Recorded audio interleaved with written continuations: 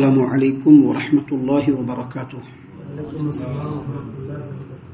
اعوذ باللہ السمیع العلیم من الشیطان الرجیم من حمزہ ونفخہ ونفثہ۔ بسم اللہ الرحمن الرحیم۔ وما يستوي البحران هذا عذب فرات سائغ شرابه وهذا ملح أجاج ومن كل تأكلون لحما طريا وتستخرجون حلية تلبسونها وترى الفلك فيه مواخر لتبتغوا من فضله ولعلكم تشكرون يولج الليل في النهار ويولج النهار في الليل وسخر الشمس والقمر كل يجري لأجل مسمى ذلكم الله ربكم له الملك والذين تدعون من دونه ما يملكون من قطمير۔ محترم سامعین کرام، سورہ فاطر سورہ نمبر 35 اور اسی سورت سے آیت نمبر 12 اور 13، یہ دو آیات ابھی آپ کے سامنے تلاوت کی گئی۔ سامعین کرام، آپ نے سنا ہوگا، علماء کرام کی زبانی کتابوں میں بھی پڑھا ہوگا، مشرکین مکہ کہا جاتا ہے یا پھر مشرکین عرب کہا جاتا ہے۔ نبی صلی اللہ علیہ وسلم کے زمانے میں جو مکہ کے لوگ تھے ان کو مشرکین کہا جاتا تھا اور کہا جاتا ہے، اور عرب کے لوگوں کو بھی مشرکین کہا جاتا تھا اور کہا جاتا ہے۔ اس کی وجہ یہ ہے کہ ان لوگوں کا اللہ تبارک و تعالیٰ پر ایمان اور یقین تھا، وہ مانتے تھے، جانتے تھے کہ اللہ تبارک و تعالیٰ کائنات کا خالق ہے، مالک ہے، لیکن ساتھ ہی ساتھ ان کا یہ بھی ماننا تھا کہ جو ہمارے دیوی دیوتا ہیں جن کی بتوں کو ہم لوگوں نے بنایا ہوا ہے اور ان کی پوجا کرتے ہیں، ان کی نظر و نیاز کرتے ہیں، ان کے سامنے جھکتے ہیں، ان سے جو مرادیں مانگتے ہیں، یہ لوگ اللہ عز و جل کے بڑے قریب ہیں، اور اللہ تبارک و تعالیٰ نے کائنات کے جو امور ہیں ان میں ان کو اللہ تبارک و تعالیٰ نے اختیار دے رکھا ہے۔ آپ دیکھیں گے کہ بعینہ یہی عقیدہ آج کے زمانے میں مسلمانوں کے اندر بھی پایا جاتا ہے۔ مسلمان لوگ بھی یہ سمجھتے ہیں کہ جو قبر والے ہیں، یہ جو بڑے بابا صاحب ہیں، یہ جو بڑے مرشد ہیں، ہمارے پیر اور ولی جو ہیں، یہ اللہ تبارک و تعالیٰ کے بڑے قریبی بندے ہیں۔ اللہ تبارک و تعالیٰ کے ہاں ان کی بڑی پہنچ ہے، اور اللہ تبارک و تعالیٰ نے ان کو کائنات کے نظام اور امور میں اختیار دے رکھا ہے۔ یہ کر سکتے ہیں، یہ کر سکتے ہیں، بچہ دے سکتے ہیں، یہ ایگزامینیشن میں کامیابی دے سکتے ہیں۔ ہم جب مر جائیں گے اللہ عز و جل کے بارگاہ میں پہنچیں گے تو وہاں پر یہ اللہ تبارک و تعالیٰ سے ہماری سفارش کر کے ہم کو جنت میں بھیج سکتے ہیں، اللہ تبارک و تعالیٰ سے بات منوا سکتے ہیں۔ یہاں پر ان دو آیتوں کے اندر اللہ تبارک و تعالیٰ نے انہی باتوں کو بیان کیا ہے، اور اس کے لیے صرف دو تین مثالیں اللہ تبارک و تعالیٰ نے دی ہے، پورے کائنات کی مثال نہیں دی ہے، 2-3 مثالیں دی ہیں جس سے اللہ تبارک و تعالیٰ نے سمجھایا ہے کہ یہ جو قدرت کاملہ کے ذریعے سے اللہ تبارک و تعالیٰ تم کو جو نواز رہا ہے اور بخش رہا ہے، اور جو تم اللہ تبارک و تعالیٰ کے کائنات میں سانس لے رہے ہو، زندہ ہو، یہ صرف اللہ عز و جل کا اختیار ہے۔ اللہ کے علاوہ اس کائنات میں کوئی کھجور کے گٹھلی کے چھلکے کے برابر بھی اختیار نہیں رکھتا ہے۔ دیکھیے اللہ تبارک و تعالیٰ نے کیا فرمایا، اللہ نے فرمایا وما يستوي البحران، 2 سمندر ایک جیسے نہیں ہو سکتے، برابر نہیں ہو سکتے۔ اور پھر اللہ تبارک و تعالیٰ نے ان دونوں سمندروں کی تفصیل بیان کی، ھذا عذب فرات سائغ شرابہ، ایک سمندر ایسا ہے جن میں کا ایک سمندر ایسا ہے جس کا پانی میٹھا ہے، پیاس بجھانے والا ہے، خوشگوار ہے، پینے کے بعد سکون ملتا ہے، اور دوسرا سمندر اور دوسرا دریا ایسا ہے جس کا پانی بالکل کھارا ہے اور اس کو اگر پی لے تو چھاتی کو جلانے والا ہے۔ اللہ تبارک و تعالیٰ نے پھر فرمایا کہ وَمِن كُلٍّ تَأْكُلُونَ لَحْمًا طَرِيًّا، لیکن ان دونوں سمندروں سے تم کیا کرتے ہو، اس سے جو پانی کا جانور ہے اس کو حاصل کرتے ہو۔ کیکڑا حاصل کرتے ہیں نا، کیکڑا کھاتے بھی ہیں لوگ، ہے کہ نہیں؟ جھینگا کھاتے ہیں لوگ، مچھلی کھاتے ہیں لوگ، اور سمندر کے اندر جو جانور ہے اللہ تبارک و تعالیٰ نے اس کو پاک قرار دیا ہے، وہ حلال ہے۔ نبی کریم صلی اللہ علیہ وسلم نے اس چیز کو واضح کر دیا۔ تو کہا اللہ تبارک و تعالیٰ نے کہ تم دونوں دریاؤں میں سے جانور کو نکالتے ہو اور اس کے گوشت کو، جو بالکل تازہ ترین گوشت ہے، اس کو تم کھاتے ہو۔ وَتَسْتَخْرِجُونَ حِلْيَةً تَلْبَسُونَهَا، اور دونوں دریاؤں میں سے، سمندروں میں سے تم مونگے اور زیورات بھی نکالتے ہو۔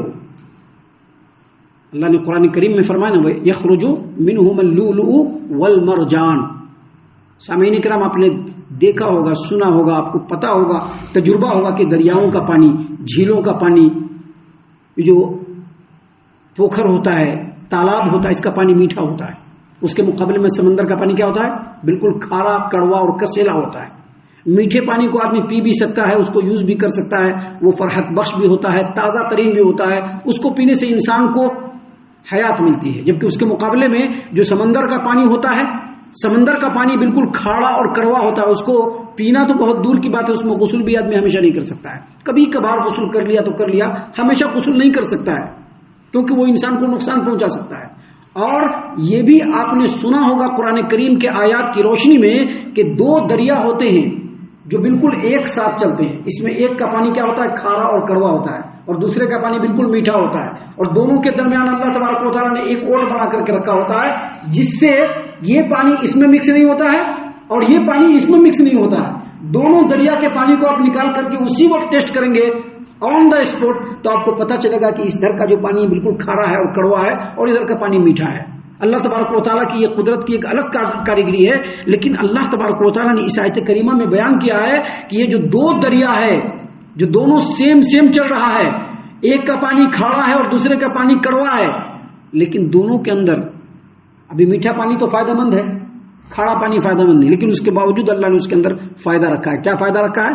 وَمِن كُلٍّ تَأْكُلُونَ لَحْمًا طَرِيًّا، تم دونوں پانی سے جانور جو اس کا ہوتا ہے مچھی خاص طور سے اس کو تم لوگ حاصل کرتے ہو اور اس کو کیا کرتے ہو؟ کھاتے ہو، اس سے فائدہ اٹھاتے ہو. اور پھر کہا وَتَسْتَخْرِجُونَ حِلْيَةً تَلْبَسُونَهَا، اور انہی دونوں سمندروں سے، یعنی ایسا نہیں کہ میٹھا والا اچھا ہے اور کھڑا والا خراب ہے، نہیں، دونوں سمندروں سے تم ہیرے جواہرات مونگے اور موتی بھی نکالتے ہو جس کو زیورات کے طور پر استعمال کرتے ہو، اس سے کاروبار بھی کرتے ہو. اور پھر اللہ نے کہا وَتَرَى الْفُلْكَ فِيهِ مَوَاخِرَ لِتَبْتَغُوا مِنْ فَضْلِهِ وَلَعَلَّكُمْ تَشْكُرُونَ، اور اسی سمندر میں تم دیکھتے ہو کہ کشتیاں پانی کو چیرتی پھاڑتی چلی جاتی ہے تاکہ تم اس میں چل کر کے اپنا فضل تلاش کرو. اب جا کر کے دیکھیے جو سمندر کا جو کنارہ کا علاقہ ہوتا ہے، لوگ وہاں پر جو کاروبار ہے اس کو آپ امیجنیشن نہیں کر سکتے.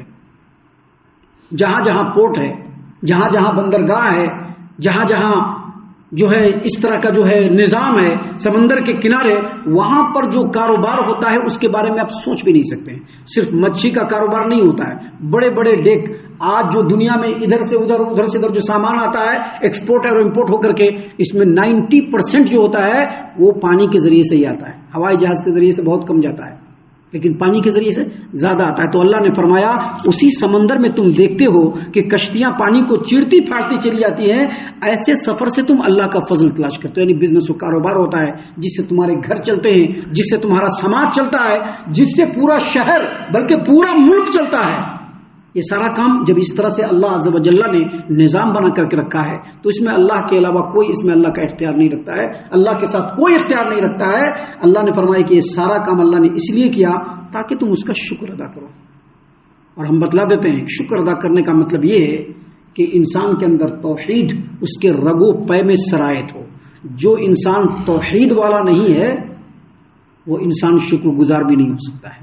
جو انسان مشرک ہے وہ شکر گزار نہیں ہو سکتا ہے. ابھی آپ نے سنا ہوگا ایک انسان ہے نا، اس کی ایک بیوی ہے، بیوی کے ساتھ کوئی دوسرا بھی شریک ہو اس میں کوئی پسند کرتا ہے.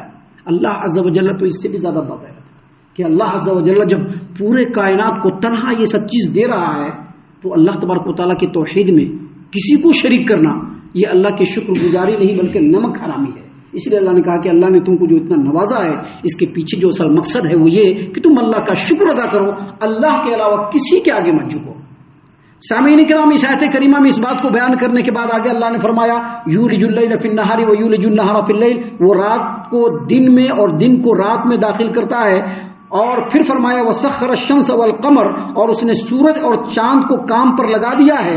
کل یجری لاجل مسمى، اور ان میں سے ہر ایک مقررہ مدت تک چلتا رہے گا. ذالکم اللہ ربکم لہ الملک، یہ ہے اللہ کی شان جو تمہارا رب ہے.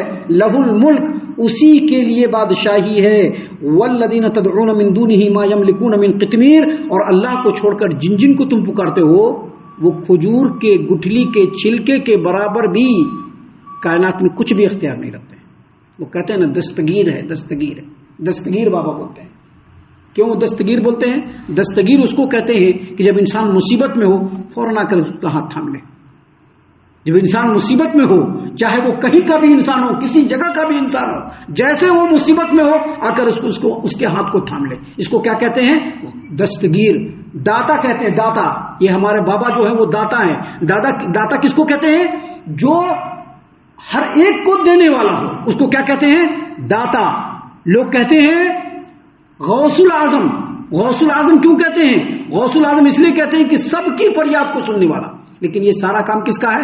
اللہ عز و جل کا ہے، اللہ کے علاوہ کسی کا نہیں ہے. اللہ تبارک و تعالیٰ نے اسی بات کو اس آیت کریمہ میں بیان فرمایا ہے کہ یہ جو دن نکلتا ہے اور جو رات آتی ہے، اس کے پیچھے پورا ایک سسٹم ہے. یہ جو دن نکلتا ہے اور رات آتی ہے، اس کے پیچھے پورا ایک سسٹم ہے. جب دن نکلنے کا ہوتا ہے تو سب سے پہلے روشنی کی ایک لکیر آسمان میں اٹھتی ہے، اور پھر وہ لکیر پورے فضا میں، پورے افق میں پھیلتا ہے، اور دھیرے دھیرے جو اندھیرا ہوتا ہے وہ چھٹتا ہے، اور سورج کی کرنوں کے پھوٹنے کے ساتھ پورے زمین پر اجالا پھیل جاتا ہے. ہر چیز روشنی سے نہا جاتی ہے، ہر چیز کلیئر دکھنے لگتی ہے. اور جب سورج کمپلیٹ طلوع ہو جاتا ہے تو اس کی روشنی سے اور زیادہ پورے فضا اور پوری زمین منور ہو جاتی ہے. جیسے جیسے سورج نکلتا جاتا ہے، سورج کی روشنی بھی بڑھتی ہے، اس کی شدت اور حرارت بھی بڑھتی ہے. یہ دھیرے دھیرے ہوتا ہے، اور کب تک ہوتا ہے؟ دوپہر کے وقت تک ہوتا ہے. جب دوپہر کے بعد سورج اپنے ڈھلان میں آتا ہے تو دھیرے دھیرے اس کی روشنی بھی ہلکی ہوتی ہے، لیکن ایک بار میں نہیں ہوتی ہے، دھیرے دھیرے روشنی ہلکی ہوتی ہے.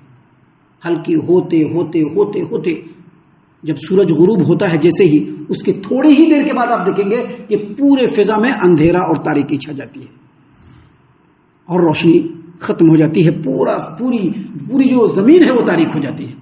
یہاں پر یہ جو نظام ہے، آپ اس کو دیکھیں گے تو ایسا محسوس ہوگا کہ رات کو دن پر لپیٹا جا رہا ہے اور دن کو رات پر لپیٹا جا رہا ہے. اسی چیز کو اللہ نے یہاں پر فرمایا، یولج اللیل فی النہار ویولج النہار فی اللیل. وہ رات کو دن میں اور دن کو رات میں داخل کرتا ہے.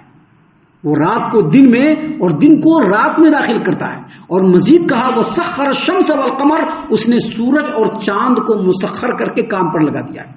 دن میں انسان کو روشنی کون دیتا ہے؟ سورج. اور جیسے ہی رات ہوتی ہے تو روشنی کون دیتا ہے؟ چاند. چاند کی روشنی ہوتی ہے، اس میں بہت کچھ دکھ جاتا ہے. تو دن کو روشنی اہل زمین کو دینے والا سورج، اور رات کو زمین پہ روشنی پھیلانے والا چاند. اللہ نے اس چیز کو جو نظام کے طور پر بنایا ہے، یہ ایسا نظام ہے کہ اللہ تبارک و تعالیٰ اگر اس دن اور رات کے نظام کو نہیں بناتا تو انسان پر، زمین پر کوئی بھی جاندار زندہ نہیں رہتا تھا. زمین پر کوئی جاندار زندہ نہیں رہتا تھا اگر اللہ تبارک و تعالیٰ نے اس نظام کو نہیں بنایا ہوتا. تو یہ ہریالی جو دیکھ رہے ہیں آپ، یہاں پر پھل پھول کا جو ہے ہمیشہ اگنا اور ختم ہونا جو دیکھ رہے ہیں، یہ ساری چیزیں اللہ تبارک و تعالیٰ نے انہی دو نظاموں سے مربوط رکھا ہے. جو پھل فروٹ ہم کھاتے ہیں، اس کے اندر جو روشنی اور جو اس کے اندر جو رس اور جو میٹھا پن آتا ہے، یہ سورج اور چاند کی روشنی کی وجہ سے ہی آتا ہے. ہم لوگ جو سوتے ہیں اور پھر جو جگتے ہیں، یہ اللہ تبارک و تعالیٰ کے دن اور رات کے نظام سے ہی آتا ہے. اور اللہ نے فرمایا کہ وسخر الشمس والقمر، اللہ تبارک و تعالیٰ نے سورج اور چاند کو کام پر لگا دی. قیامت تک چلتا رہے گا، قیامت تک یہ چلتا رہے گا. اور جب اللہ تبارک و تعالیٰ اس نظام کو لپیٹ لے گا، وہی قیامت کا دن ہوگا. اللہ تبارک و تعالیٰ نے یہاں پر فرمایا ہے ذالکم اللہ ربکم لہ الملک، یہی اللہ کی شان ہے جو تمہارا پروردگار ہے، اسی کی بادشاہت ہے، اسی کا اختیار ہے، اللہ کے علاوہ کسی کا کوئی اختیار نہیں. کوئی کہتا ہے کہ ہمارے مرشد کا اختیار ہے تو وہ اللہ تبارک و تعالیٰ کے اس کلام کی روشنی میں بالکل جھوٹا ہے. کوئی کہتا ہے کہ ہمارے بابا ہم کو ایگزامینیشن میں پاس کروا دیں گے، وہ اللہ تبارک و تعالیٰ کی اس کلام کی روشنی میں بالکل جھوٹا اور غدار ہے. جو کہتا ہے کہ ہمارا بابا ہم کو اولاد دے دے گا، وہ بالکل جھوٹا ہے. اور جو کہتا ہے کہ ہمارا یہ جو پیر صاحب ہمارے اور ولی صاحب ہیں، کل قیامت کے دن اللہ عز و جل کے سامنے سفارش کر کے ہم کو جنت کے اندر بھیج دیں گے، جہنم سے بچا لیں گے، وہ بالکل جھوٹ اور دھوکے میں پڑا ہوا ہے. اللہ تبارک و تعالیٰ نے یہاں پر فرمایا ذالکم اللہ ربکم لہ الملک، یہ ہے اللہ کی شان جو تمہارا رب ہے، اسی کی بادشاہی ہے. والذین تدعون من دونہ ما یملکون من قطمیر، اللہ کو چھوڑ کر جس کو بھی پکارتے ہو، اللہ کو چھوڑ کر جس کو بھی پکارتے ہو، چاہے جس کو بھی پکارو. ابھی بہت سارے لوگ پیڑ پودوں کو پکارتے ہیں، بہت سارے لوگ دیوی دیوتاؤں کو پکارتے ہیں، بہت سارے لوگ پیروں ولیوں کو پکارتے ہیں، بہت سارے لوگ قبر والوں کو پکارتے ہیں، قبر پہ جاتے ہیں، بہت سارے لوگ دیوالوں میں جا کر کے مورتیوں کو پکارتے ہیں. اللہ تبارک و تعالیٰ نے فرمایا والذین تدعون من دونہ ما یملکون من قطمیر، اللہ کو چھوڑ کر جنہیں بھی تم پکارتے ہو وہ کھجور کے گٹھلی کے چھلکے کے برابر، کھجور نہیں کہا یا کھجور کا آدھا ٹکڑا نہیں کہا یا کھجور کا اتنا سا نہیں کہا، بلکہ کہا کہ کھجور کے گٹھلی کے چھلکے کے برابر بھی وہ اختیار نہیں رکھتے، کچھ بھی اختیار نہیں رکھتے۔ گویا ان دونوں آیتوں سے اللہ تبارک و تعالیٰ نے یہ بات واضح کر دیا اور سمجھا دیا لوگوں کو کہ شرک اللہ تبارک و تعالیٰ کی نظر میں بڑا ہی غلیظ جرم ہے، اور دوسرا اللہ تبارک و تعالیٰ ہی مختار کل ہے، اللہ تبارک و تعالیٰ کے اختیار میں کسی کو کوئی اختیار نہیں، اللہ اکیلا ہے، تنہا ہے، واحد ہے، بے مثل ہے اور پورے کائنات پر اختیار رکھتا ہے۔ ہم اللہ سے دعا کرتے ہیں کہ اللہ تعالیٰ ہم تمام کو ان تمام باتوں کے اوپر خوب غور و فکر اور تدبر کرنے کے ساتھ ساتھ ان باتوں پر عمل کرنے کی بھی توفیق عنایت فرمائے، آمین۔ اللہ تعالیٰ ہم تمام کو صحیح معنوں میں پکا سچا مومن مسلمان بنائے، اللہ اور اس کے رسول صلی اللہ علیہ وسلم کی اطاعت و فرما برداری کرنے والا بنائے، صحابہ کرام رضی اللہ عنہم کے طریقے پر چلنے والا بنائے، جنت الفردوس میں جگہ عطا فرمائے۔ اے اللہ ہم تمام کو جہنم سے پناہ دے، اے رب العالمین ہم تمام کو جہنم سے پناہ دے، اے مالک الملک ہم تمام کو جہنم سے پناہ دے، آمین یا رب العالمین۔ وما علینا الا البلاغ المبین۔ تبارك الذي نزل الفرقان على عبده ليكون للعالمين نذيرا